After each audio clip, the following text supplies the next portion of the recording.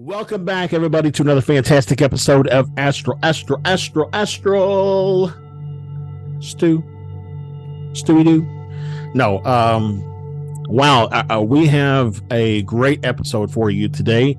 Very Got some astral, breaking stews for you. very astral, Very out of this world. very out of this world, or potentially of this world, as we'll see when we get into the conversation. But this episode is in direct response to, as of probably a few days ago when this airs, the Mexican government did a big kind of presentation to Congress on their UAP program. And in that press conference, a UFO investigator, a longtime UFO investigator, revealed what he purports as being some extraterrestrial bodies. It's probably, if you're watching this, you've probably seen it. If you haven't, go look for it. It's there. I'll probably try to link to at least a story in the description of this video. But yeah, I mean, it's pretty big breaking news. So before we get into any of the, like, what is this, what is this and where did it come from and everything, initial thoughts from Stefan or Santosh or both of you. Well, I was like, what is? We didn't even tell the audience what it is. Well, I did. It's extraterrestrial bodies. Okay. Covered at the Mexican congressional hearing. Yeah. Too small. They're very small. They're very small. Yeah, probably maybe, like 3 feet long, if that. They don't look like the Smurfs I remember. Ha. Yeah, I mean, they're reported to be about 1,000 years old, found in or near Nazca, Peru, in a diatomaceous earth.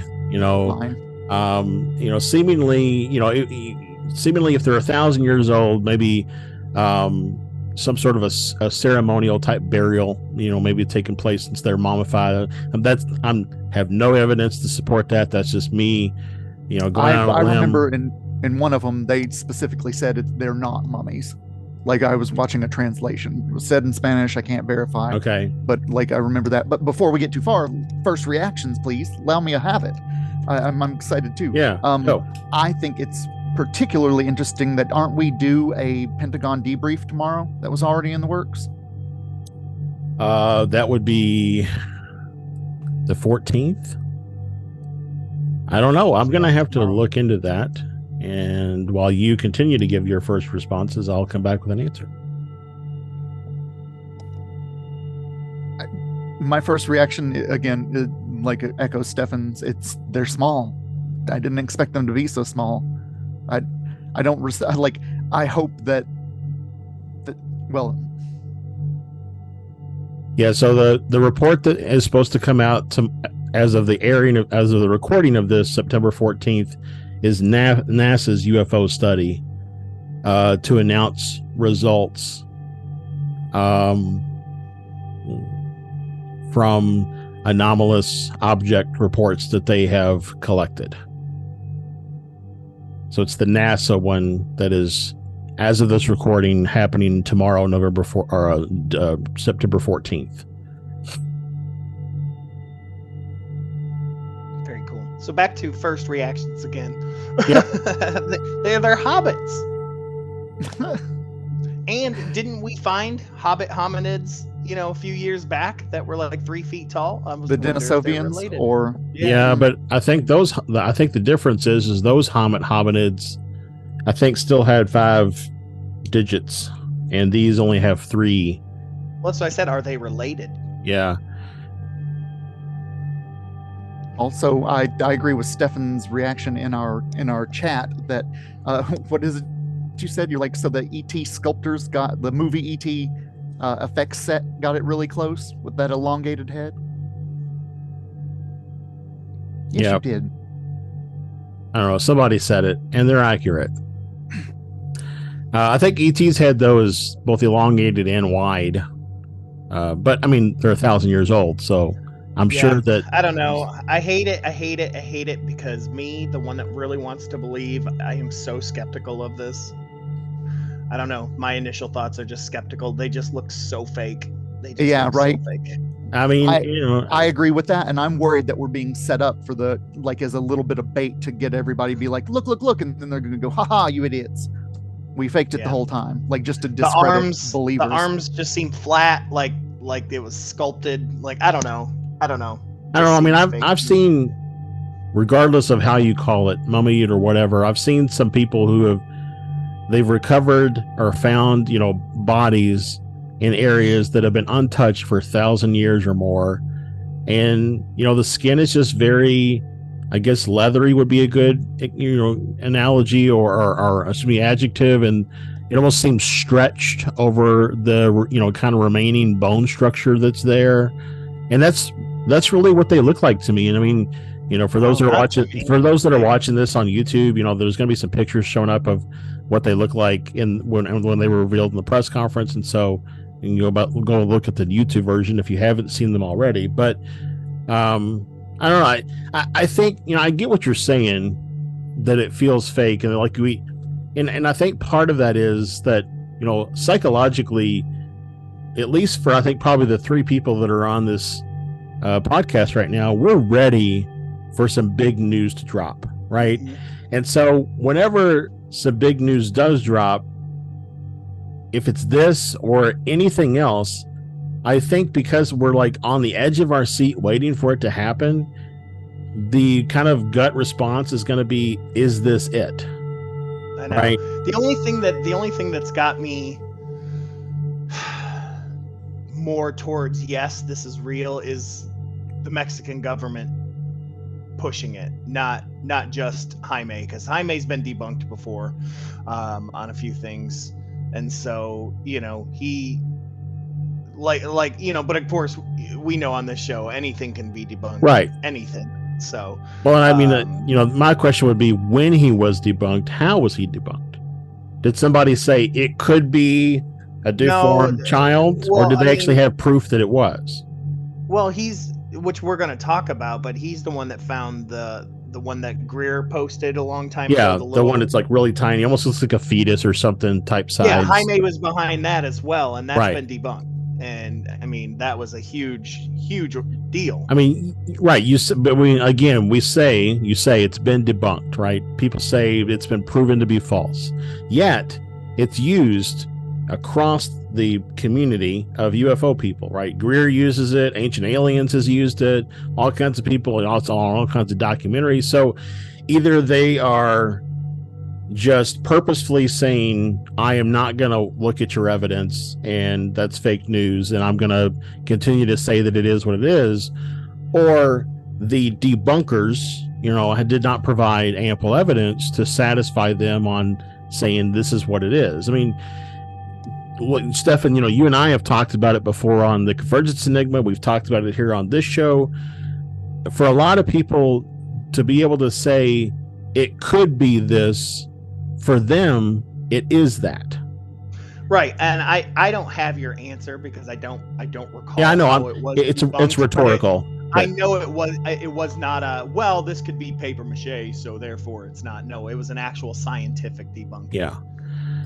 On the paper mache thing, have you seen any of the videos of the X-ray stuff where they're putting them on the X-ray plate? Yeah.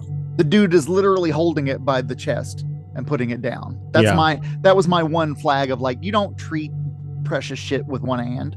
You'd be cradling, right? The instinct is to cradle, not hold something from the middle and expect that. Yeah. I don't know, unless he's not very good at his job. I mean, it's people make mistakes all the time. Human suckage is totally needs to be accounted for. Maybe maybe he got scalded. Things have been proven in the past before. On me, just to play devil's advocate, things have been proven in the past to be false before as a hoax. Yet people in the community still act like they were real. True. Yeah, 100%. Yeah. So there are things like that. Yes. So just because it was done on Ancient Aliens and things like that doesn't mean the debunking didn't happen after the fact. Right. I also would say that, what kind of gives it for me a little bit more clout is that it did come forward at, kind of a representation to the Mexican Congress. Right. And so, I just don't, I feel like whoever was the organizer for this thing wouldn't have said, hey, Jaime, yeah, you can put your, your alien guys in there without doing some level of like verification that either his credentials Sure. are valid or somebody else has that- cross-checked his information or something. And that doesn't even mean that Jaime was the one hoaxing. I mean, he could have been given True. a hoax that he thought was real, that he found. You Yeah. never know. Right. The thing for me that, sorry, St. Tosh, go ahead. I'm thinking back to Bob Lazar though, and like how one of the crafts he was talking about, the bit that he got to see was too small for human, like regular Yeah. human size. I mean, And that's I'm like, doesn't this fit nicely Right. into that kind of thing? Well, and I don't, I like the way, so the way that you said nicely as almost like it's in support of Bob Lazar, but I don't know if that's what you meant by using air quotes there, but I don't know what I meant. Take it however you want. So on the one hand, yes, it does support existing narrative, but on the other hand, it also kind of solidifies existing narrative. So the other thing for me that kind of jumps out at me is, so you're right, they showed some CT scans that were done. They showed the x-rays and things that were done. The other thing that kind of jumps out at me is they did some DNA testing, and the DNA results are actually supposedly available online on the National Institute of Health, and I'll link those that I was able to find in the description below. But it shows, so like of the DNA sample, 97% was found to be kind of in our biosphere, right? They have cells, their cells have nucleuses, so on and so forth. But when you get down to the Homo sapien line, only about 30% of their DNA aligns to Homo sapiens. But if you go up just a little bit in the kind of the history of their DNA, almost 87% aligns with what's called old world monkeys. And old world monkeys kind of diverged with new world monkeys in about 35 million years ago. So is it possible we're looking at like a parallel species that somehow evolved, before us or alongside us, and we just never... So basically what I'm saying is it extraterrestrial if 97% of its DNA is found in our biosphere, or is it just a parallel species that is yet to be discovered in mass? Well, I mean, and yeah, the fact that it's only 1,000 years old says a lot. But extraterrestrial could be 97% Homo sapien too. Ancient aliens, a lot of that suggests that they populated the Earth. So true. I mean, you could also go out on a limb and say that 97% of all carbon-based life is of the same 97% that we are. So right. If you're a carbon-based life form in a completely different galaxy, you may still be comprised, structurally of the 97% of the same stuff that we are comprised of. So, until we find life in another galaxy that's carbon-based, it's impossible for us to know. I do think that it's interesting, for me, my own personal thing, it kind of, the fact that they do have large eyes, they have ear holes, pale skin, it does kind of support that cave dwelling type mentality. And if they are here alongside of us and we never really see them or interact with them, it could be because they are living in caves or Hollow Earth or there it is. I'm waiting for Josh to drop some Hollow Earth, some Jules Verne nonsense. No, yeah. I love the Hollow Earth idea, the Darrow Tarot idea, possibility. Why not?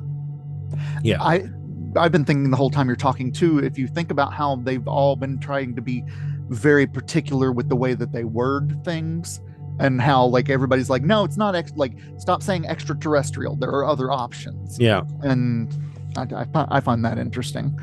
Yeah, I mean, when you look at, I'm a pretty big proponent, in case somebody knows, that like Star Trek was introduced as a means to kind of introduce us to the idea of other races, and there being some sort of like galactic federation that's out there for the betterment of species and all of that kind of stuff.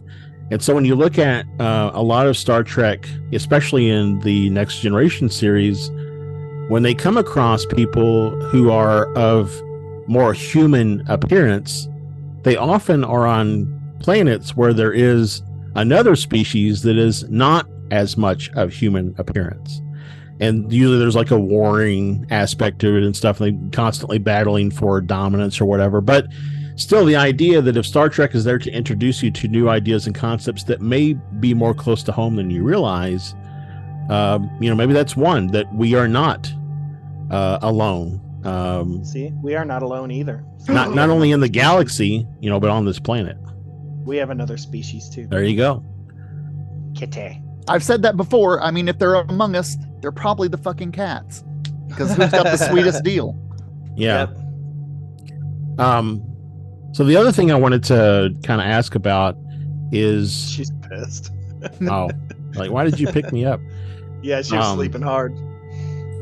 So Ryan Graves, who did the UAP hearing in Washington a couple months ago, with Grush and the other guy, Commander or something. Fravor? There you go. Fravor. So he was there at the Mexican UAP presentation, Mexico UAP presentation. He has since made a post on Twitter saying that he was invited down. He wanted to continue the momentum of everything that was going on, but he feels like everything took a step backwards at the presentation when, in his words, the unsubstantiated reveal occurred. So, well, I think that always happens. I think anytime you drop aliens into the mix, the U.S. government for UAP stuff goes away. They're very scared of aliens. Of just being associated with aliens. Yeah. The fact that Grush wouldn't even say it, he had to say non-human intelligence. Yeah, they are so afraid of it. I mean, that's why they even changed to UAP from UFO, because UFO immediately says aliens. Like, there's still this taboo, and they're trying to get away from the taboo, and aliens immediately creates taboo. Yeah. Now, Avi, if you haven't watched, number one, it's entirely in Spanish, but it's about 3 hours and 12 minutes long, and I will link to the original kind of broadcast that other people have pulled from in their other online posts and stuff. But there is a part where Avi Loeb presents at the same conference, and after the quote unquote aliens or extraterrestrials or whatever were revealed, Avi put a call forward to say, hey, if this is legit, then make it available for everybody to study. Make it available for science around the world to look into. And one of the last statements we get from the Mexican Congress official is that, yes, we are going to make all this stuff available for, anybody who wants to study it. So I really hope that they do, and these things are legit.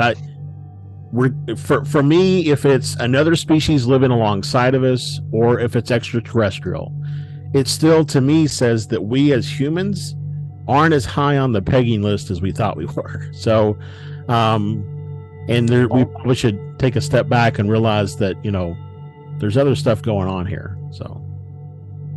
I think it's really interesting. That was bringing up memories of their the metallic implants right about at the collarbone level for one of those, and I was like, so 1,000 years ago, working on some sort of some bit of surgical something or other. Yeah, right. I mean, I think I want to be careful. There's no evidence. I think it's a far leap to say that, let's say that they continue to do research, they validate everything that's been shown so far, and they say, yep, these things are not human, right? They're a non-human intelligence. Even if they can't say they're extraterrestrial or whatever, I think it's still a far leap from there even to say that they're advanced. We, as of what's been captured so far, we really don't have any indication that they're as advanced, more advanced, less advanced. Like, we have no indication. So all we have to go off of is that it's potentially a different species than Homo sapiens, and that's really it. But I hope that it really encourages more scientific kind of, growth. I wonder how much would change if science were to just acknowledge the fact that there is another species similar to Homo sapien that's here, that's not Homo sapien. If they were to simply acknowledge that as a fact, how much of our science may change in how we look at things. Yeah, I'm just waiting for DeGrasse Tyson to come out and bash it, because he will. Yeah, just give him a minute. Yeah, I mean, part of me is waiting for the shoe to drop, right?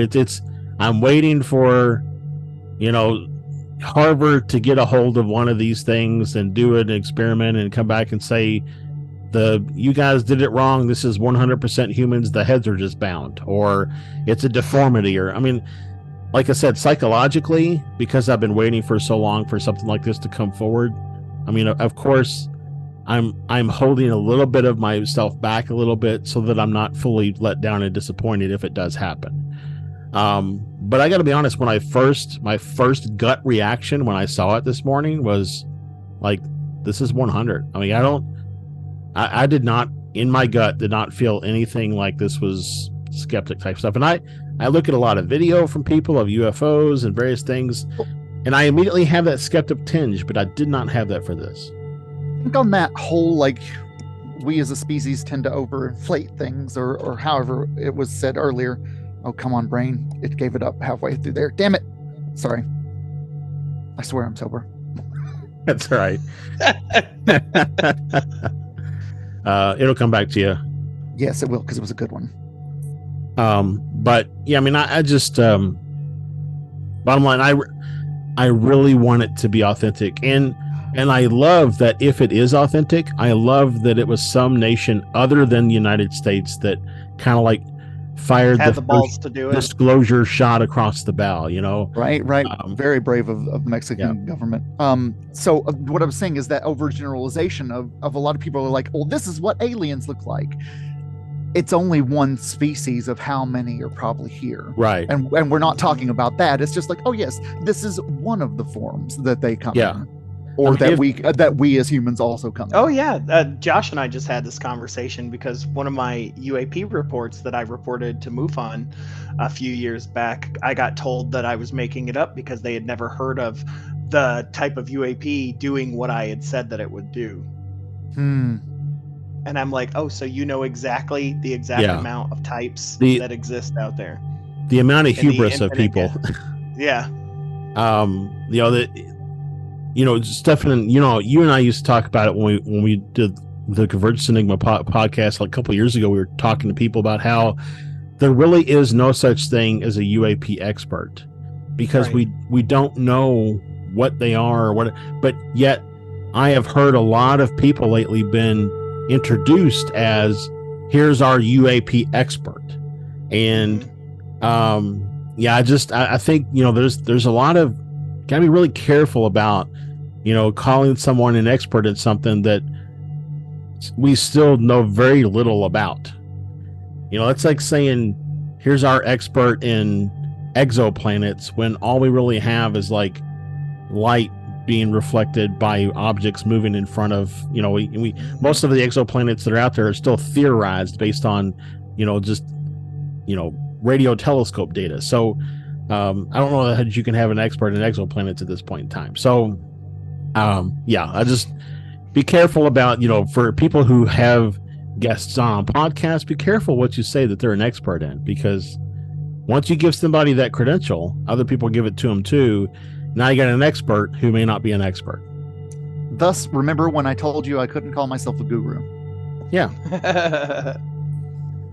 So, I hope that by the time this episode airs, there have been some other movements in it. Maybe some other nations have come forward and do something similar. I don't know. Maybe the U.S. will realize that there's nothing classified about saying we're not alone. Right. I do want to share one kind of little anecdotal piece of information.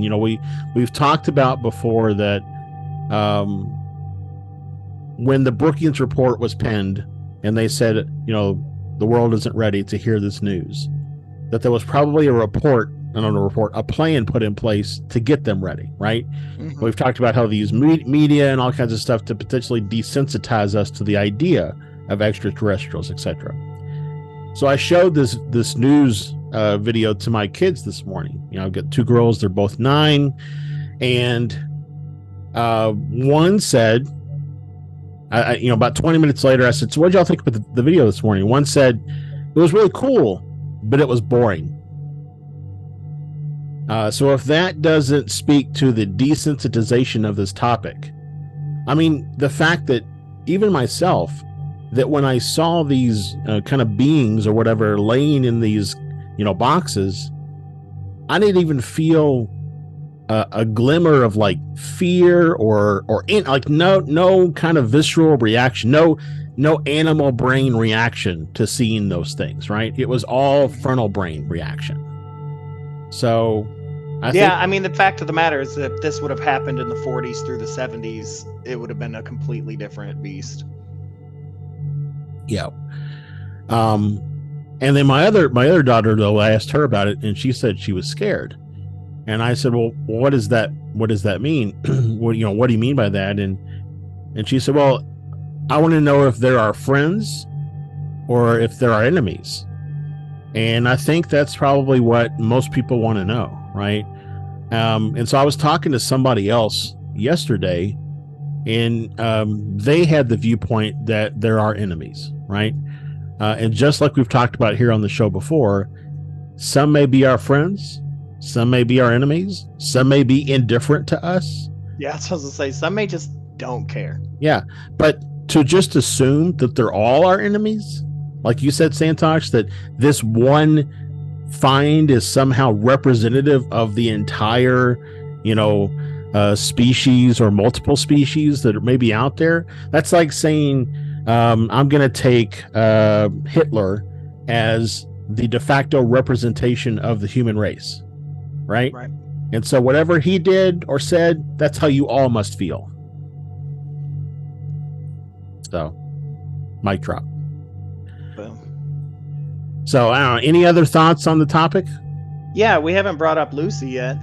Oh, yeah, Lucy. So, in the same area that the two small beings that were shown in the press conference, there's actually a third one of those. And in that same area, they found what looks like what they have dubbed Lucy, what they figures like a woman or a female that's kind of clutching her legs, and I'll pop that picture up here now for those that are watching on YouTube. And she's got the typical like really large eye sockets, no ear holes, no ears, just ear holes, kind of elongated head. What's really stands out is the fingers and the toes are really long, and there's only 3 of each, 3 fingers on each hand to 3 toes. So, if you take that and kind of compare it to the little ones, or the little ones children, are they just, a different species within the same class? Who knows? But right, there's always that idea: are the tall whites and the short grays, are they the same species, just right? Different races or something. It reminds me of I'm going to go back to Star Trek again, but in Star Trek there was one of the movies, Insurrection, I think is what it's called, and they come across a species that has incorporated a bunch of other alien species into its kind of class system that it created, and so they're all considered one species, but they're all technically of different origin, just now kind of grouped together as one species. So maybe it's that type of situation again, if Star Trek is teaching us a lesson. So science fiction was just a method, originated as a method of disclosure. That's an interesting take. All very interesting. And just like you had told me earlier, the Lucy find was actually 6 years ago. The Lucy find was actually a little longer than 6 years ago. Oh, it's longer. The report that I sent you that GAIA put together was based on a TV show that they did that was kind of following that excavation. And so the report was 6 years ago, but the excavation started longer ago. Wow. But yeah, you can actually go to GAIA I'll link to that as well in the description of this video. You ain't You gonna remember a You can damn go to thing. Gaia and watch all 9 episodes of that kind of docu-series where they follow all of that for free. They don't require you to have, they require you to have an account, but they don't require you to have a membership to watch that docu-series. So I'll link to that as well. So basically, anybody who's listening to this in the podcast version, at least go to the YouTube version and get the links that I'm going to link to. The links will be there on our. I just copied from YouTube. Okay. Well, still go to the YouTube version and see the videos and the photos. There you go. Yeah. So, yeah. Bottom line, I think there's. I know I said bottom line a lot, quite a bit. It's like my go-to, but there is an opportunity here, I think, for us to learn more. If it turns out this is a hoax, if they do let people inspect the bodies and such, and they say, no, this is, you made a mistake and this is a hoax, then, I think maybe, we stop listening to some of the people who brought this stuff forward. And I think it probably calls into question a lot of the fact checking that people do before they get into one of these press conferences. But I really hope that it's not. Hope that it's not. And I hope the people who, if somebody does an investigation on the stuff and they come back and they say it is a hoax, I hope they provide evidence to prove some way or shape or form that it's a hoax. They don't just say it is, and then that's the end of it. So I'd love to know anybody who's watching. I'd love to know your all's thoughts in the comment section below. If you're listening to this on the podcast version, you can go to the Facebook page for Astral Stew, or you can go to you can go to the YouTube video for it and just comment there if you have any comments on what are your thoughts on all this. So thank you again so much for tuning in to Astral Stew. We always have a great time having these conversations. Yeah. If you want to know more about Santosh and the stuff that he has going on, you can go to santosdavid333.com, where he's got on Sunday nights he does Psychic Sleep Hour with Santosh. You've also got the podcast Psychic Sleep Hour with Santosh, and all kinds of stuff going on there. If you'd like to know more about the stuff that Stefan and I have going on, you can go to theconvergencenigma.com for our podcast, or anotherrealmmedia.com for the other podcasts that are in the Another Realm Media Network. Stefan or Santosh, any kind of parting words of wisdom or last little snippets of information you want to share? I think the truth is now. Nice stuff, man. Well, I was going to say, and for me, the thing that I'm taking away from this is that your daughter's assessment of it, cool but boring, was how I felt about my psychiatric diagnosis.